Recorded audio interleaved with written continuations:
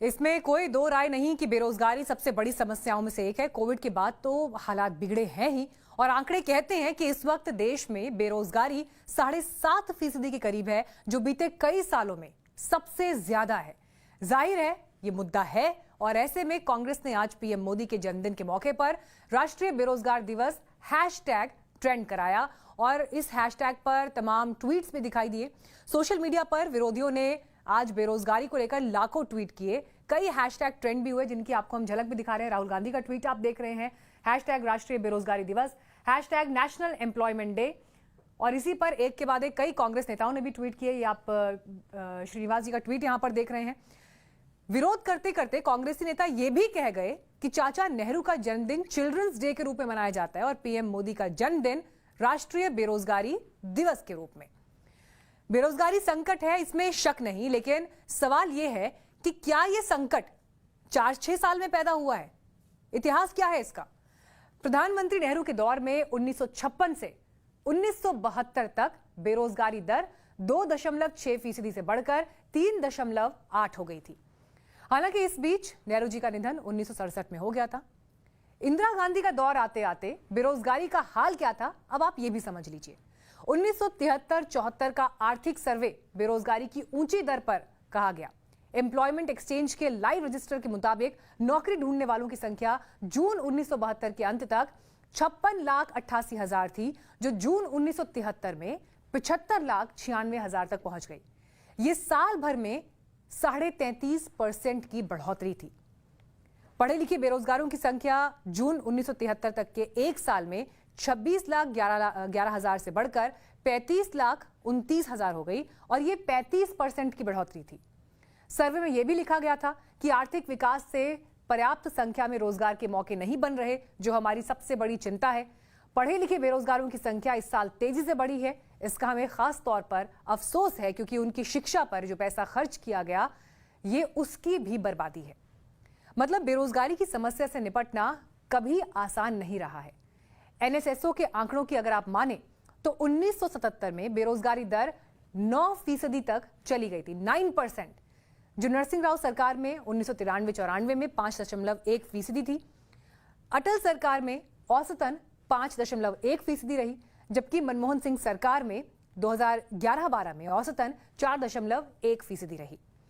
इसके बाद बेरोजगारी नापने का तरीका कुछ बदला, पैरामीटर्स कुछ बदले, लेकिन मसला सिर्फ आंकड़ों का नहीं है। मसला बेरोजगारी के मुद्दे को गंभीरता से लेने का भी है, और सच यही है कि किसी सरकार ने इस मुद्दे को उतनी गंभीरता से नहीं लिया जितना कि लिया जाना चाहिए था।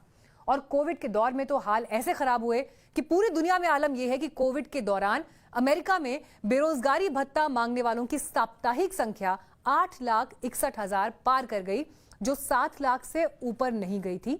यहां तक कि 2008-2009 के ग्रेट रिसेशन के दौरान भी इसमें कभी इतनी बढ़ोतरी नहीं देखी गई थी।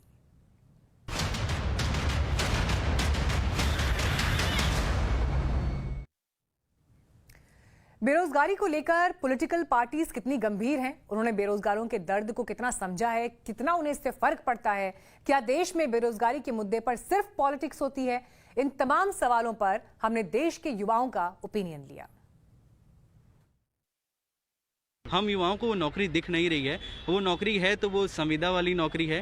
वो नौकरी है तो अगर कहीं कौशल विकास योजना में कोई रजिस्ट्रेशन कर रहा है तो वो करे। जितनी भी राजनीतिक पार्टियां हैं, सिर्फ जो है ये इनके चुनावी चौचले होते हैं। सरकार बिल्कुल भी गंभीर नहीं है। सरकार देख लीजिए, आए दिन में बेरोजगारी इतनी चरम स्तर पे, पेट्रोल का दाम देख लीजिए, सरसों का तेल का दाम देख लीजिए। सरकारें केवल शिलान्यास करने में परेशान है, चाहे पिछली गवर्नमेंट थी चाहे ये गवर्नमेंट थी। हमारे हिसाब से विपक्ष हो चाहे पक्ष हो, दोनों इस मुद्दे को लेकर राजनीति ही कर रहे हैं।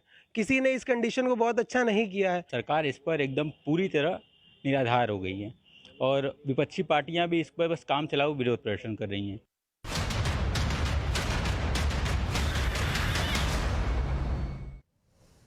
क्या बेरोजगारी का मुद्दा राजनीतिक पार्टियों के लिए महज चुनावी मुद्दा बनकर रह गया है? क्या ये वोट खींचने का एक तरीका मात्र है? ये सवाल हमने वरिष्ठ पत्रकारों से पूछा, अब उनका ओपिनियन सुनिए। मेरा ये मानना है कि बेरोजगारी बहुत बड़ा मुद्दा है, रोजगार के मौके देना ये बहुत बड़ी जिम्मेदारी है, लेकिन इस मसले पर कभी भी किसी भी कहें कि विपक्षी पार्टी को ये लाभ इसलिए नहीं मिल पाता है क्योंकि जनता एक आकलन करती है एक तुलनात्मक आकलन करती है और वहां जाकर जिसको कहते हैं ना कि सब धान 22 पसेरी, यानी सब के सब एक जैसे नजर आते हैं। इसीलिए बेरोजगारी के मुद्दे पर विपक्ष वोट नहीं खींच पाता। तो जनता का ओपिनियन आपने सुना, एक्सपर्ट का ओपिनियन सुना, आपसे हमने ओपिनियन सोशल मीडिया पर भी मांगे। हमने आपसे सवाल पूछा कि बेरोजगारी का मुद्दा क्या देश में शुद्ध देशी राजनीति का मुद्दा बन चुका है। तो जो जवाब आए अब आप एक नजर उन पर डालिए। हाँ कहने वाले लोग थे 73%, जबकि 17% लोग ऐसे थे जिन्होंने इससे इनकार किया, लेकिन 10% लोग ऐसे भी थे जिन्होंने ये माना कि जनता के लिए भी ये मुद्दा नहीं है, फर्क उन्हें भी नहीं पड़ता है। बेरोजगारी का मुद्दा बड़ा व्यापक है। इसका एक तार लचर शिक्षा व्यवस्था से जुड़ता है, तो दूसरा अवसरों की उपलब्धता से, और तीसरा लचर सरकारी नीतियों से, तो चौथा राजनेताओं की जिजीविषा से, और पांचवा आम लोगों की इस मुद्दे को लेकर सोच क्या है। बेरोजगारी की समस्या क्या कुछ नहीं हो सकता। भारत युवाओं का देश है और अब जरूरी यह है कि इस मसले पर गंभीर बहस हो। विरोध सिर्फ दिखावटी नहीं होना चाहिए।